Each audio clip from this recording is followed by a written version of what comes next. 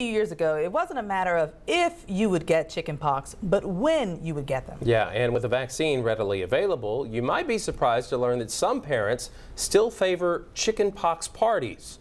KLTV 7's Ian Smith spoke with one mom who says pox parties are a great idea, but an East Texas doctor disagrees.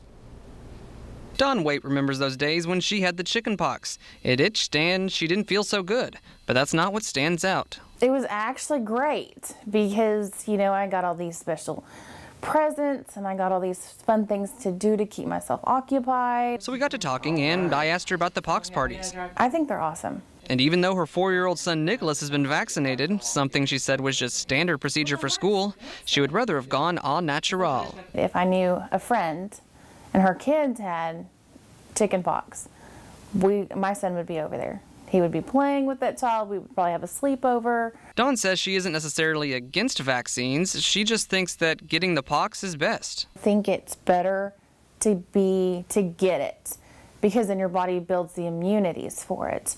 If you get a vaccine, it's only for that strand. I can't think of a single reason that a person should do that. Dr. McCrady says the pox parties may have been relevant decades ago, but that's not the case anymore. In modern times, when we have a very effective and safe vaccine to prevent a disease like chickenpox, the idea that someone would purposefully give a live virus to a person for any reason doesn't make any sense. And he also says those pox parties can be lethal.